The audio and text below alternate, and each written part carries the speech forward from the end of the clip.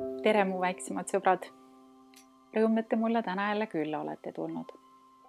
Mis me siis täna teeme? Mul on teie jaoks üks raamat. August Jakobsoni raamat. Raamatu pealkiri on Ööbik ja vasskuss, aga selles raamatus on tegelikult väga palju Eesti muinaslugusid. Ja ma loen siit täna teile ühe. Muidu selle raamatu laenas mulle Veronika, Ingel-Miina ja Leib-Johani ema. Nii et tervitan neid siin juures ja lastele pai. Näeme varsti, kindlasti.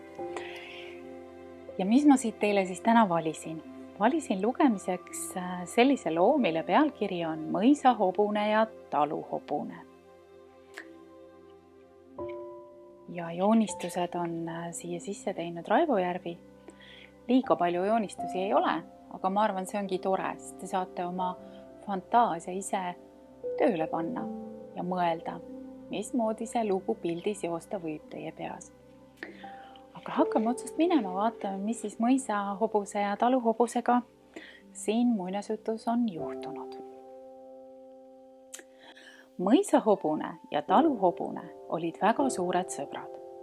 Alati, kui nad teineteist kuskilt rehvasid, tervitasid viisakalt ja kui neil juhtus olema vaba aega, siis istusid nad maha, ajasid juttu maast ja ilmast ning tundsid teineteise seltsis ennast hästi. Küll aga ühel päeval muutus mõisahobune edevaks.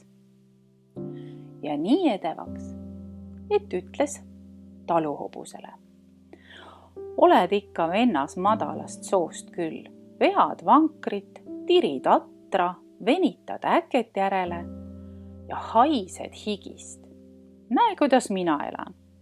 Võta minust eeskuju. Söön puhast kaera, sõidutan ainult uhkeid härrasid. Vaatan, missugused peenikesed ja ilusad on mu sääred.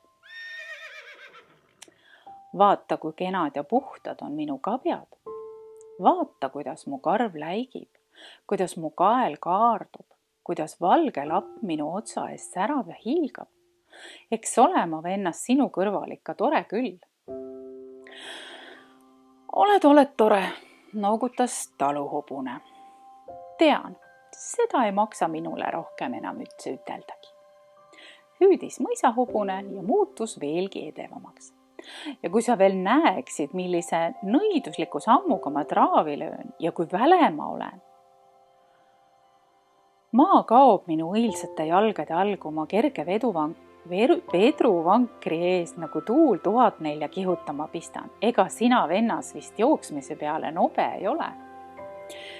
Ei ole. Tean, seda ei maksa sul minule enam üteldagi.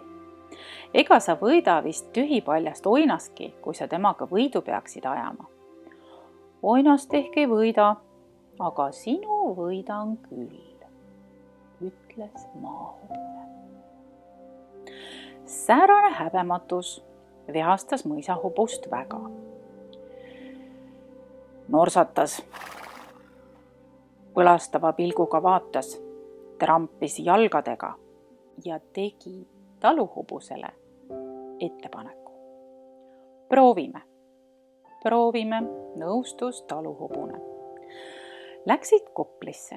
Leppisid kokku, et jooksevad Koplit ringi ratast nii kaua, kuni ära väsivad. Kelle jaks lõppeb enne, on kaotanud. Kelle oma peab vastu viimasena, on võitnud. Mõisahobune viskas pea selga, tuiskas kohe 1004 minema. Tegi juba varsti esimese tiiru ära, jõudis taluhobusele järele, kihutas temast möödagi. Hirnatas valju häälega ja pilkas ikka jälle. Oh, imed, sina ikka veel jooksed ega ole veel puhkama jäänudki. Ei veel, vastas taluhobune. Varsti oli mõisahobusel teinegi tiir tehtud. Jõudis taluhobusele jälle järele, kihutas temast mööda, hirnatas jälle valju häälega ja pilkas. Oh, imed, sina ikka veel jooksed ega ei olegi veel puhkama jäänud. Ei veel, vastas taluhobune. 3. tiiruga taluhobusele järele jõudes ja sellest mööda traavides hirnatas mõisahobune juba veidi vaiksema häälega. pilkas aga sõpra endiselt ja hüüdis. Oh imet, sina ikka veel jooksed ega olegi veel puhkama jäänud. Ei veel, vastas taluhobune ja küsis.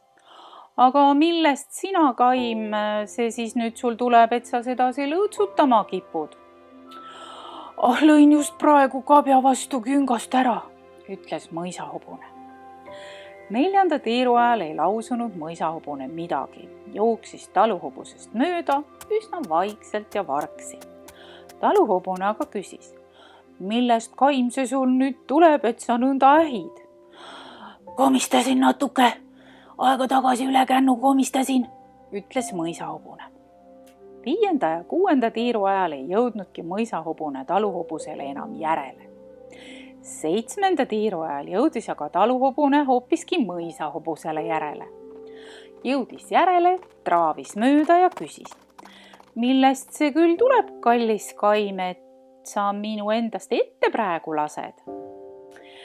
Mulle tuli üks mõte ja ma pean selle selgeks mõtlema, vastas mõisahobune. 8. tiiru ajal pööras aga mõisahobune jooksurajalt hoopis kõrvale, heitis maha ja püherdas maas. Taluhobune küsis, kallis Kaim, kas juhtus midagi halba? Üks sõgelane tuli sääskede sekka, pistis nii valusasti, et käis luust ja lihast läbi, kihutasin ta minema. Eks siis jooksen kohe jälle edasi. Seal on sul õigus, aega meil ju on, noogutas taluhobune ja jätkas oma teed. 9. tiiru ajal polnud mõisahobune ikka veel võistlemist jätkanud. Luusis häbeliku näoga teine põõsaste vahel ja otsis rohuliblesid. Kas ehk söögikord on kätte jõudnud, kallis sõber, küsis taluhobune. Jah, udu on ju tõusmas ja süda läks natuke vesiseks. Pea nüüd sina ka, vennas, vahet. Hommikuni on ju aega, jõuame lõpetada, ütles mõisahobune. Oota, Evake, ma teen veel 10 tiiru ja tosina tiire peale kauba. Pole ju veel keha õieti soojakski saanud, vastas taluhobune. Sellest õhtust peale mõisahobune enam just üleliia kiitma ei kippunud. Selline tore lugu. Nii, et ei ole vaja alahinnata ühte taluhobust, kes teeb talutööd ja teeb iga päev rasket tööd. Aina vähem me näeme hobuseid talus ja rohkem ongi hobused täna, ma ütlen, lemmikloomad. Vanasti oli hobune väga-väga vajalik loom ühes talus, et kõik tööd saaks tehtud, sest siis ei olnud traktoreid, ei olnud kombaine, ei olnud suuri veoautosid ja hobune tegi kõik asjad ära. No ja kui siis mõisas oli üks ratsahobune peenikeste jalgadega, nagu ta siin ütles enda kohta, siis ta oligi rohkem selline ilupärast ja meelelahutuseks, aga mul on hea meel, et need 2 hobust omavahel ikkagi sõpradeks jäid. Et mõisahobune sai aru, et ta oli teinud oma sõbrale liiga, alahinnates teda ja taluhobune oli väga väärikas ja targa olemisega loom, kes sai aru, et sõber tegelikult ei tahtnud halba ja andis talle andeks selle tögamise. Vot nii, hoidke oma sõpru. Sõbrad on väga väärtuslikud ja ärge tehke teineteisele liiga. Kõigil teil on oma arvamus ja kuulake seda ja arutage ja vahest on erimeelsusi, aga kui te räägite, saate sellest kõigest jagu ja on ilm jälle ilusam. Suur tänu, et te mulle külla tulite. Näeme järgmisel korral. Tšau!